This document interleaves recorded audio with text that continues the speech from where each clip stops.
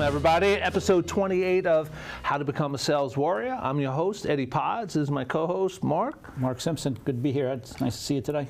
Yeah, we have one of your close friends in as a guest today, Seth Barcus. Barcus. Yeah. Sorry. I'll say one of my, actually a legitimate, genuine, nice guy with 25 plus years of sales experience. So I'm very happy that he came in today. And like I said, we'll keep it short, but we can talk all day. Yeah, we have a habit of that. So for those of you who don't know why we're here, my purpose here is to help a younger generation get to the success level on the ladder a lot sooner than it took me. For myself, it was a 20-year battle, and I do mean battle, worth all the rewards along the way and what I have now. But if I can help shave off a year or two off of the journey for a young salesman or woman, that's the purpose. So I was thinking this morning, you know, everyone's got these podcasts, right? You hear about, these super multi-millionaire, blah, blah, blah.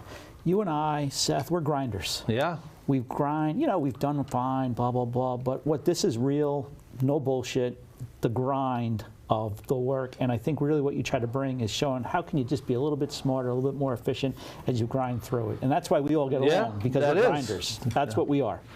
So we start off, best sports moment of the weekend. I'm going to go first to set the mood, which is sad. My sports moment, there isn't one. It's just all sad. All sad. My Giants decided to take their chances on a football player who's the only one in the history of the NFL to throw for 30 touchdowns and have 30 interceptions. It's a 30-30 club. He's in his own 30-30 club, and it's honestly, and they want him to teach someone else that they draft now as a league.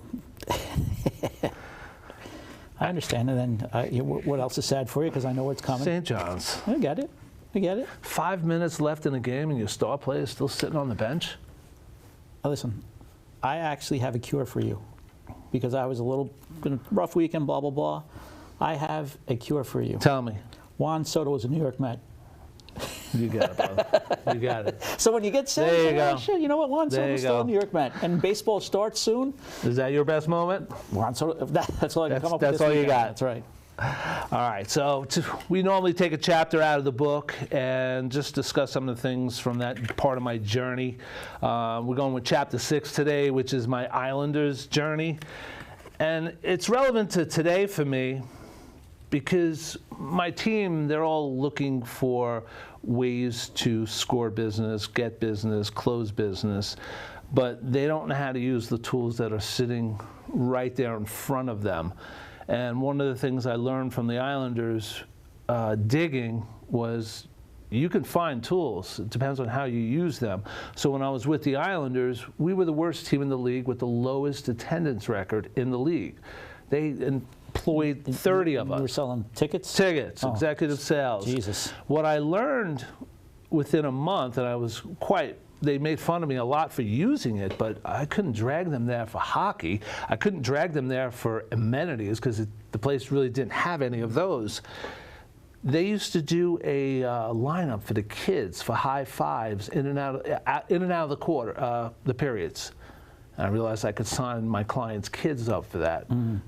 6-year-old don't know that the Islanders suck. Right. Dad does, but the kid don't. I found out that I could reserve a ride on the Zamboni between one of the periods. That's like scoring a home run. Right. Then I learned that I could use Charles Wang's Center Ice Suite for game day events in the morning. Right. Networking events in the morning. And I started to take advantage of all of these things. And came in at number 22, and we had 22 sales reps. And within 3 months, I had already leapfrogged into the top 10. And they used to break my balls. What are you going down for high fives again? But it was driving my business because of all the tools that they let you do. You had to be creative, though. Yep. So that is. Look, never more now than today. Well, you see this all the time with businesses. They might have their primary focus of X, but you look for your way in, and you might start selling, like you were selling season tickets, but you weren't, you came in selling something else, ultimately led to ticket sales. Correct. So the action statement for the chapter is, Oh, well, there was one other thing about that chapter I wanted to share, because this is you and me, and it's actually you too, Seth. When did you never not have a side hustle? Yeah, that's what I thought. You always have a side hustle. Yeah, look, I'll say this. I kind of got lucky. I started over 20 years ago, maybe even longer. I don't even know. And then being a CPA, knowing tax ramifications, how things worked, I don't know a regular job for guys like us. There is no 40-hour work week. No. And as the world changes, you can make money doing things while you're sleeping now. And now the pressure for us is, how do we do that? How do we do that? How do we do that? Right. So one of the things I learned at the Islanders, they used to have these holiday package where you get 3 tickets, you get a hockey puck, you get all this crap in a bag. Good stuff.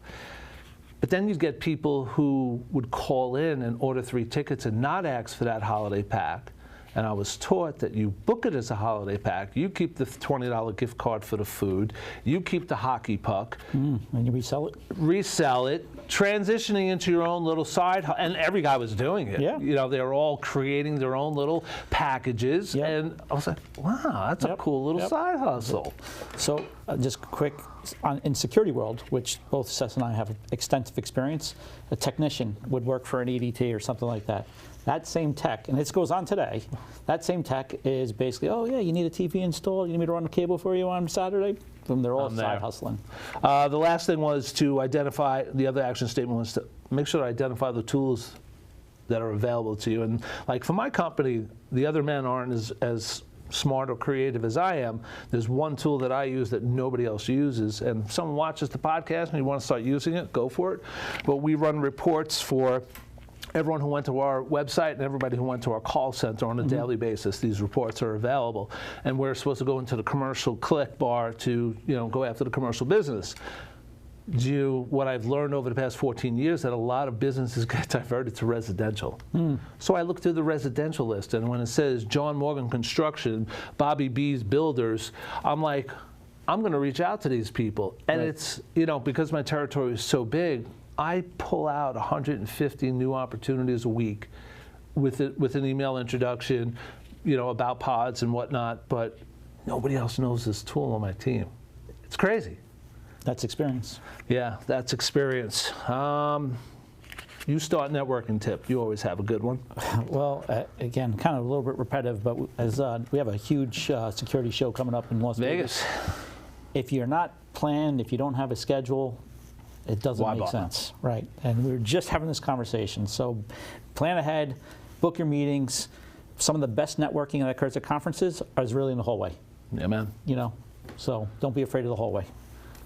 I have dress appropriately.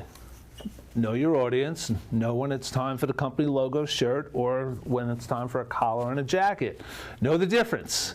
You see people showing up at events, and it's like, it may not matter. It may not draw people's attention, but if you are dressed, that does. So dress appropriately. Yep, for sure. So coming into the trade show, you got to give me something more. You got to give me something more. Here's the other thing. With the trade show, you got to go in there with the right energy. It's almost like in sales, you can't be afraid. Door knockers used to knock on 100 doors, and if that one door answered, trade show's the same way. You have to almost be getting comfortable being uncomfortable. People are walking past your booth.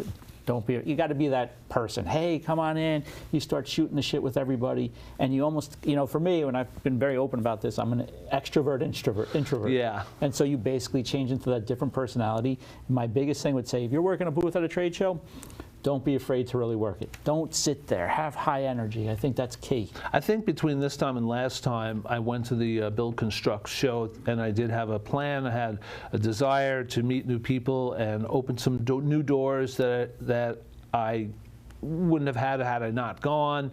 Did everything that I said that I do in the book, being prepared. But then comes the follow-up. When's appropriate to send that follow-up email? When's appropriate to do the follow-up call? Only you can answer that. You know your timeline of your business. Can't be over-aggressive, can't be under-aggressive, can't call them on the way home from work that day. Right.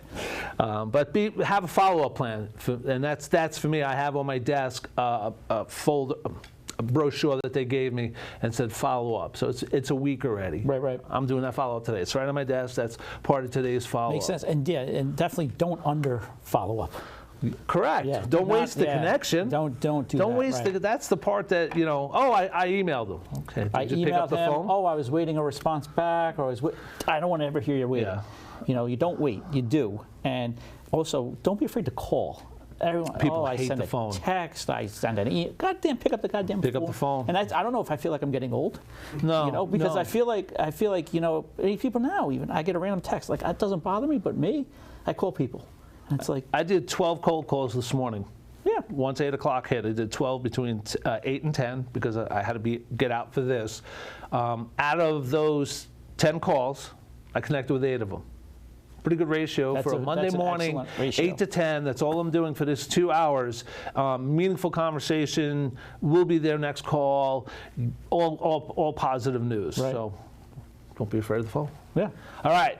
Timing is perfect. We're going into tequila time, and once we come back from tequila time, I'm going to bring Seth out, and we are on break. 5, 4, 3, 2, 1, out.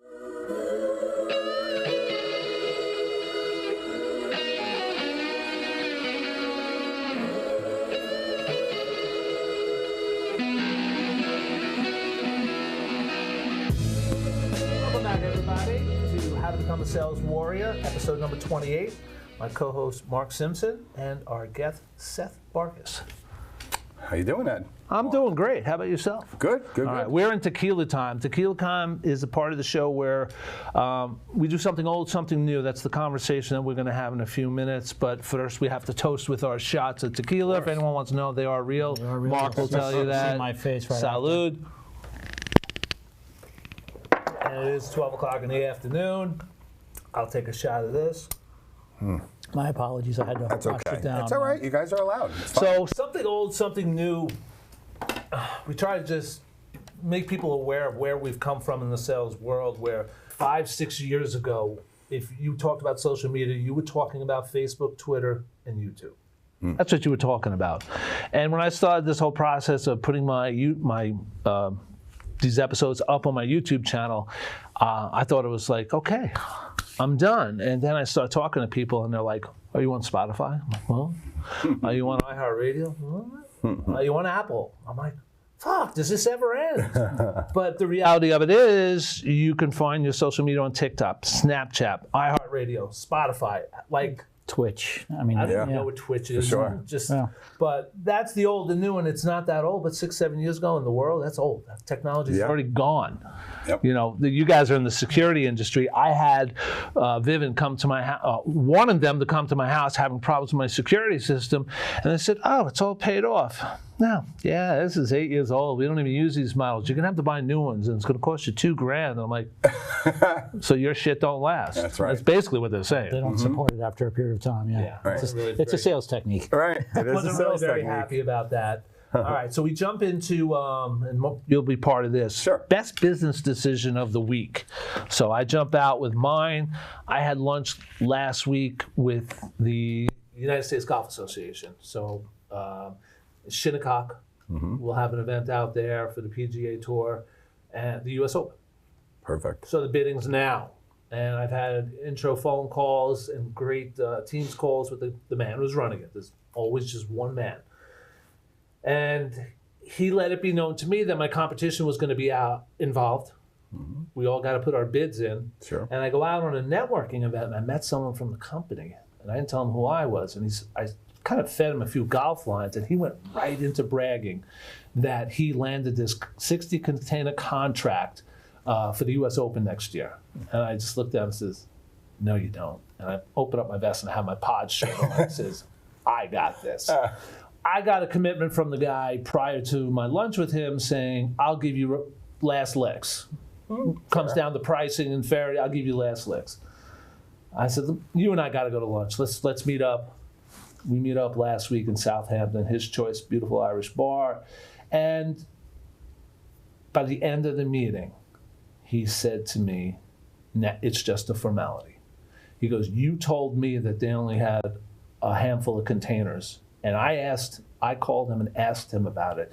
And he admitted that he did not have all the containers in inventory right now. But if he wins the bid, he'll buy them. Mm-hmm. Do you know how bad that sounded? Oh, yeah. He thought you're going to get brand new containers. And you think he gave a shit about brand new containers? No. He gave a shit about what if you don't deliver? Right. I accept your bid. Now, Eddie here, he's got everything I need. He's 10 miles away, not 40. Right. And we walked out, and he was... He said to me, it's just a formality. You'll get an email from us shortly. But the coolest part about that best business decision, while I was waiting for him, the server, guy in his 30s, why am I here? I tell him why I'm here. He said, could you do me a favor? Because I'm trying to get in on that event next year, but I haven't found a contact. I have a tent business. He goes, let me show you. And it comes back with a very nice brochure, and it's Indian tents. And this is in Southampton, Shinnecock, blah, blah. I said, wow, that's pretty cool. You think you could bring it up to your guy? I said, if the situation presents itself, yes. We're almost done with our meeting, and within just about the end of the meeting, I say to him, do you plan to use local merchants and services from this area? And just as I said it, the guy walked by the service. He perked up, and he's like, oh, okay. Looked it over, saw it was very professionally done, looked really nice, and he goes, you got a 50-50 shot. I said, how so? He goes, well, I don't make these decisions, but the gentleman in my office who makes these decisions, either he looks at it and he'll decide on the spot, yes or no. That guy bought me a draft after the guy left. Because he heard everything, and he was like, wow, dude, I don't even know you, and you opened up the door for side hustle. Yeah. Ties right into today. Everybody's side hustling. Yeah. So that's my best business decision. I was able to help someone else, help my company, and tell that other guy to fuck off. I love it. What do you got? So, best business, again, when you ask these questions, I try to give you a good answer, but a real answer. So my career has been as CPA by trade, CFO, COO for 20 plus years. But the one thing I do that differentiates me is I sell. So my best business decision is not being locked into any type of title. At the end of the day, I tell this to anybody, we're all salespeople. No matter what you think, no matter what your role in a company is, if you want to separate yourself, and I don't know how it happened, I think the lack of fear and not being afraid to be in front of people. And this past week, I'm at meetings and dinners and connections and not afraid to be like, all right, I'm making the phone call. As your CFO, that's also become a business development person, a salesperson, and not being afraid for people to not take my call and whatnot. So I continue to as we said earlier in the episode, grind it out that way. Grind it out. Sounds awesome. What about you? So the grind is real. Mine, very recent, was just up in Connecticut on a little bit of a road show, which is a little strange, right? I'm usually a tri-state area kind of guy, but was just up at a road show in Connecticut, visited a couple of clients. All the clients had no idea what we were about to be talking to them about. So traditional old alarm companies sell security systems, great. We're there to talk to them about remote video monitoring, this new, which isn't so new to us anymore, but new platform. And as we went up and as we started talking, we had 3 meetings, 3 different companies. Every meeting went exactly the same. You walk in the door, they said, we have no interest in this, we're an alarm company. By the time the hour was done, they were foaming at the mouth. How do we learn more? What can we do? And the business decision part comes at the 3rd meeting, and this was all 3 companies. 3rd meeting, the company says to us, hey, listen, we love what you're saying. We kind of like you guys. We never knew who you were. So get in front of your clients, right? Yeah, of course. We want you to join our trade group. So they have a trade group up in Connecticut, an alarm association. When I tell you 99% of the fabric in my being would say, absolutely not. It's Connecticut, it's an alarm association. But then you realize all 3 companies have board members there. All 3 companies said the same thing to me, which was, we don't know about this thing you're telling us about, and we need tutelage. And of course, so I said, great idea. We jumped in, silver sponsorship. Without exaggerating, within 2 days of doing that, I had 6 phone calls from the 3 guys we were talking to, and each of them sent me another person to call me. So when I think about business decisions, a lot of the time it's about things we've trained ourselves to say, this is no good, this would never work. And then you have to get out of your own way and jump off that bridge maybe and find out it does work, right? And here I am. I'm going to be going to Connecticut once a month now, drumming up business. Where in Connecticut, if you don't mind? So one is in Danbury, one is in Bethel, and the third one's in Bridgewater. So they're all kind of close to each other. I did a jump 3 years ago, had to do something different. I decided to join the Central Connecticut Chamber of Commerce, which was right near my Bristol warehouse, which is right near ESPN. Sure, yeah. And right near one of the nicest Hiltons I've ever stayed at. Okay. And I decided I'm committed to this. And I created business development in the hotel bar, which was phenomenal. The hotel restaurant, which the food was amazing. And I created something in 13, 14 months, sponsoring a local baseball game where I was hosting parties every Tuesday night before the Wednesday morning meeting. Yeah. And putting the commitment in. Sure. Why am I doing this? Not afraid to travel. Not afraid to travel. Sure. It was my once a month thing. My wife understood it, and I loved it. Yeah. Because I drive up and it's a great drive and take the ferry home. Oh, perfect. I love it. Perfect. Yeah. So it's get out of your comfort zone, go do something different, get in front of your customers. That's pretty amazing. All right. So you start. Please. So first off, thank you very much for joining. Sure. You know, Happy to be here. truly one of my best friends, one of the kindest guys, and one of the weirdest guys, because I'll tell you a quick story. He's right. So we'll walk, you know, we've been together at various deals, and we'd walk in the city. And, you know, being in the security industry together, I have a completely different aspect, and he's really like a technical salesperson. Probably very few people in the country have his level of technical expertise. Anyway, so we'll walk in the city. Tell me I'm not telling the truth here. He is. Stop, Mark, do you see that? What are you talking about? He goes, you see that camera? He goes, the head on that camera is amazing. I go, do you think I give a shit? It's so funny. And so we'd walk through that. So, but it'd be interesting. So the reality is you weren't really a security person at first. No. Where'd you start? Yeah, so the quick of it is I thought I was going to be in restaurants my whole life. I started working at 13, right? That's what I did. My mother got divorced, and I only say that because she was my truest role model ever. Right. So was always in restaurants, loved it. And from 13 till 9/11, I was moving to Vegas September 15th. 9/11, I was down at a place right where we watched the towers fall. Horrible, but whatever. And clearly September 15th, I wasn't going to Vegas anymore. There was. You know, I was married that day. Oh, wow. Okay. 4 days after. Kindred. Yeah.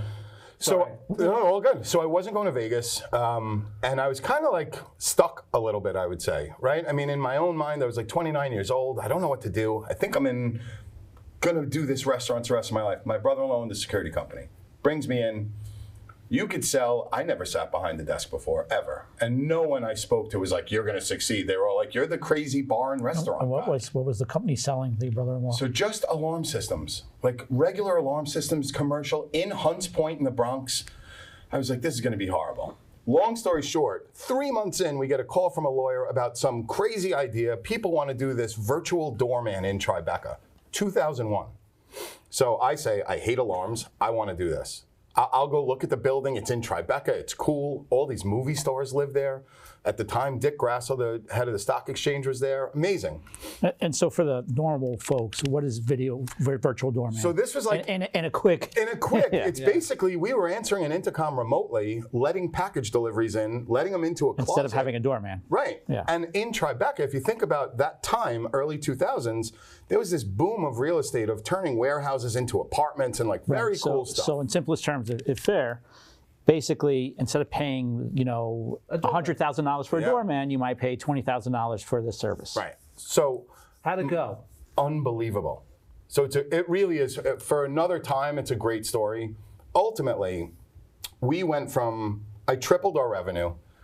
We were ultimately doing like almost $150,000 a month in recurring revenue, which before that we were literally doing 40. But let me ask you, how did you learn? So you were selling steaks. Yeah, how did I learn this? How did you go from being a steak salesman, or you're selling steaks, to now all of a sudden you're selling a complicated remote video alarm system? What'd you do to learn that? So I did what I trained every single sales guy that's ever worked for me on a team to do. Learn. Never stop learning. Ask your vendors.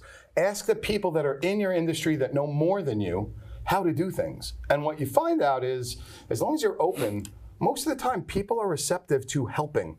we're gone are the days of like people beating each other over the head about sales. I think maybe I'm naive in that world. Well, maybe that's who I surround myself with. Right. No, because it ties into chapter 6 of the Islanders, where all those tools that I found out, someone had to share them with me. Yeah, Someone was exactly. willing to care enough about my success to say, "Why don't you try this?" Yeah, and listen, I think to this day, I never stop. Like I feel like people that stop learning in their work life, I kind of don't want to associate with. I agree with you 100%. Right? Like you got to keep learning. I feel the stress of now as we get older. It hurts me to say that, but I feel the pressure that we have to learn new things, new technologies, stay relevant, and it just happens all of a sudden. And it really, for our age, it's an important, critical component. Well, I'm on the other cusp of it because I am 60, and you're still in your 40s. I'm early 50s. I'm 50, and again, many of my peers, my age, are on the other side. They don't want to know anything. They don't want to learn anything. They don't want to be. They're comfortable being a dumbo. I don't. But how? But how? Like, I don't. Like I don't just, get it either. So you know what's crazy in our industry specifically, the security industry. So we were this industry in R of like old ownership that just family businesses for the most part. Right. And that theory is more prevalent in our industry than anywhere. You're right. You're 100% correct. They don't want technology. They don't want new. They want easy and simple. Let me give you an example. So an old school alarm guy would come to your house. He'd say, you got a door, windows, blah, blah, blah, and put together an alarm system. That guy could do that in his sleep. Now with things changing, wireless technology, camera, you start throwing those curveballs. What are we doing? And it's funny you bring that up because I think also sales get stale. Right, so this is a sales podcast, right? We're here. Sales get stale. So in our industry, typically, every time someone comes to your house to sell you an alarm system, immediately they'd be like, "I see a dog on the wall. Do you have a Labrador? So do I. Oh, your kid plays basketball? Mine too." Yeah. Our industry grew up thinking Sandler-ish, connect with your client, right? Good. Learn who they are, and just good. bang on those heartstrings. I revert back to when I worked for Olin Mills, and I took my daughter on a sales call with me, and I said to her before we went in, there's going to be a code word for closing, and I'm going to find one thing about the pastor before we sit down and finish our conversation that's going to connect me with him. She had no idea. She was 22 at the time. And the pitch went very well, going on and on. The key word was, can we get with the secretary and make a reservation?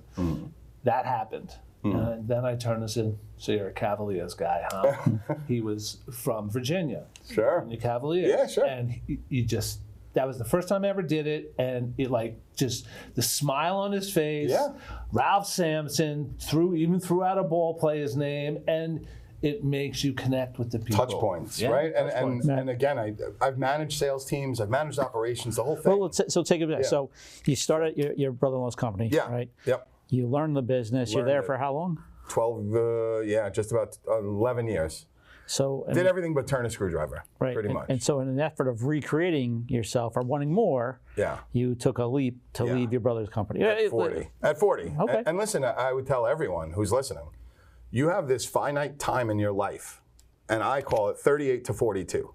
That is the time where it's like you're either going to take the risk or you're going to find that job that you really like and fine. Settle in. So I am the example of I didn't take the risk, right? So I built this whole business, and I hate saying this, but it's true. I built this whole business on my back. My brother-in-law supported it, sure, but I was really a one-man show.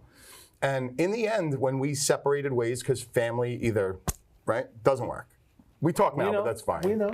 So I left. And when I left, you have to make a decision that at 40 years old, you're either at a point where you already own a house, you already have a wife, you already have some kids. You have obligations. You don't have at 20. Guess what, guys?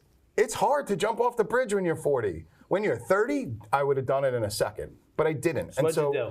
So instead, I went out, I worked for a couple of companies, I brought everything I could bring them because what I do and know was always cutting edge. I was always an interactive because that was how I learned in the business. I always learned 3 years ahead. Of course. So wherever I went was always to bring that knowledge. Well, is it fair to say you started managing sales teams as well when you took the leap? Yeah. As soon as I took the leap, I said, I've been autonomous for so long and I know so much about what I'm doing, not because I'm a genius, I just know it. I need to lead Take your people. props. You learned your trade. I learned your trade. Fair. What was it like when so you had your work ethic and your ability, then you go in, you start managing sales teams.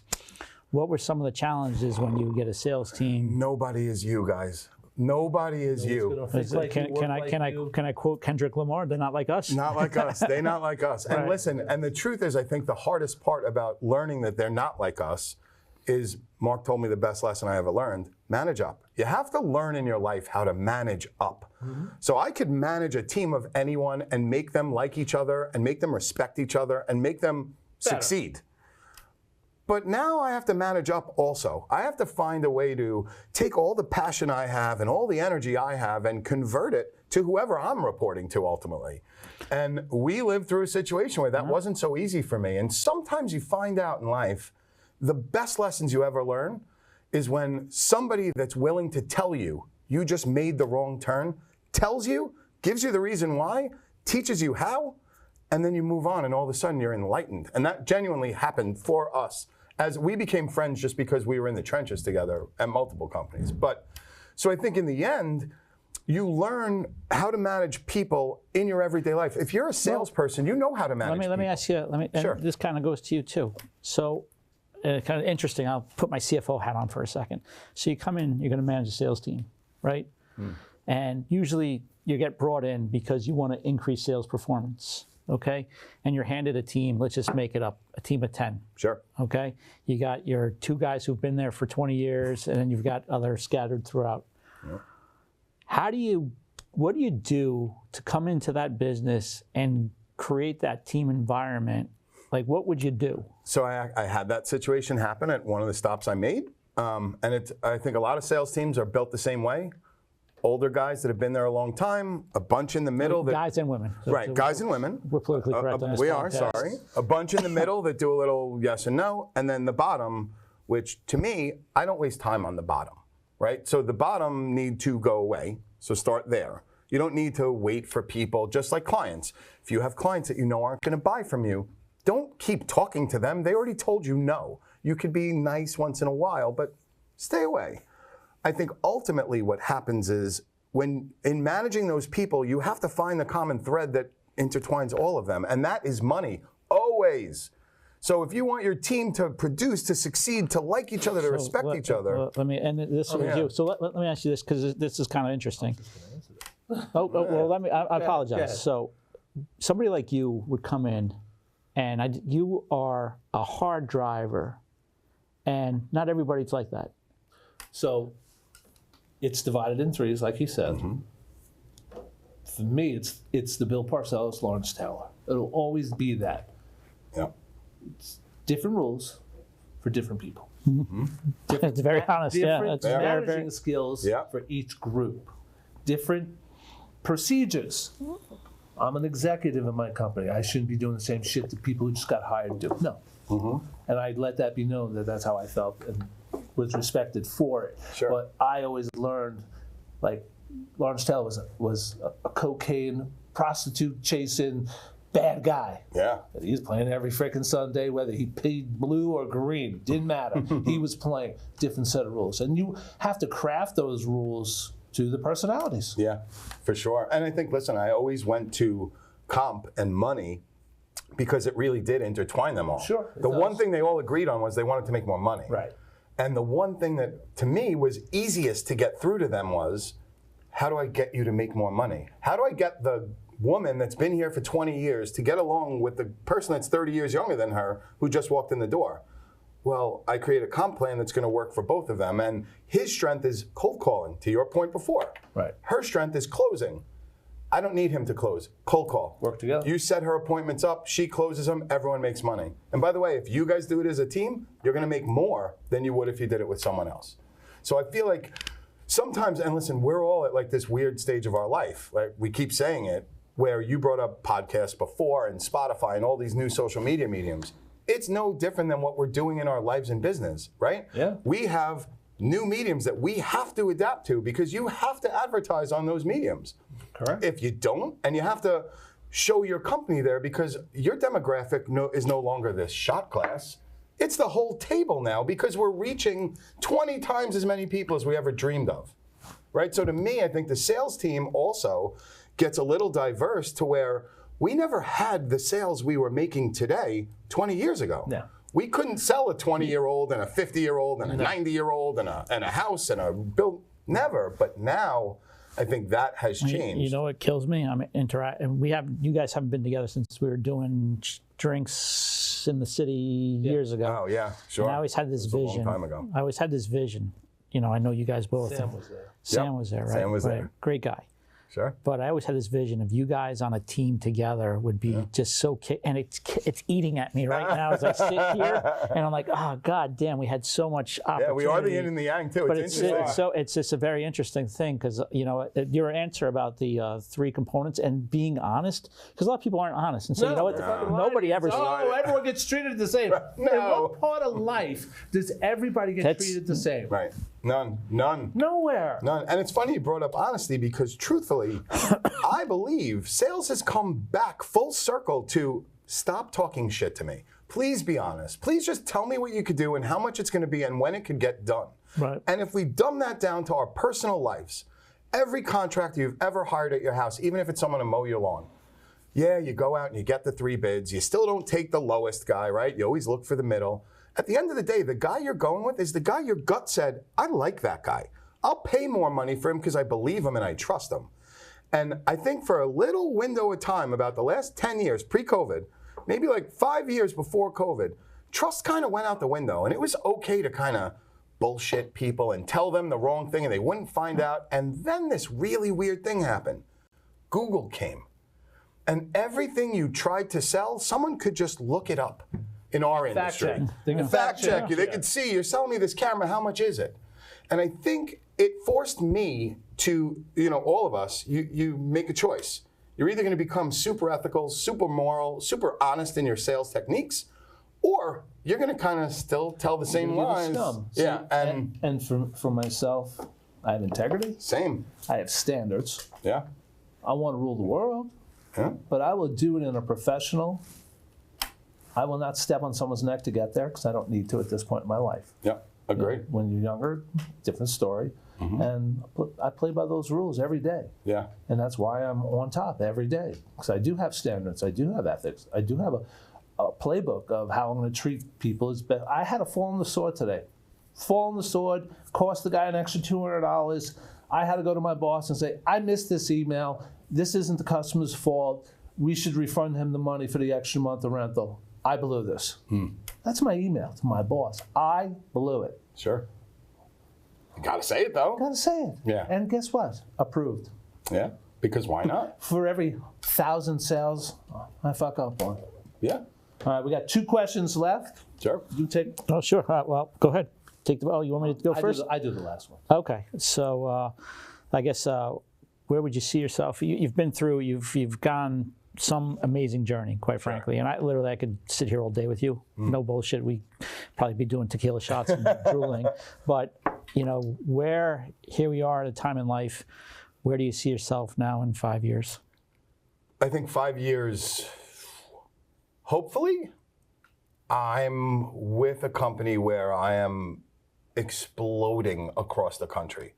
So right now, a couple different opportunities in my own barn. One of them is with a company that I feel fully that this company is ripe for greatness. And it's one of the first times I've felt that way in my career.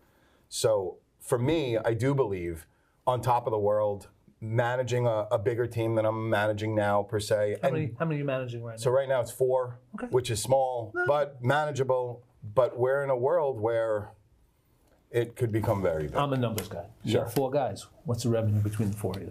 Altogether. Altogether, well, we go by monthly, right? Because monthly matters more. What are you doing a month? Of course. So we're doing just about $15,000 a month, the 4 guys. But that's recurring, right? Recurring. Yeah, which is recurring. a big deal. Yeah. So the total value of that's significant. But when I say on top of the world in 5 years, for me, it's more about, there's a feeling about succeeding.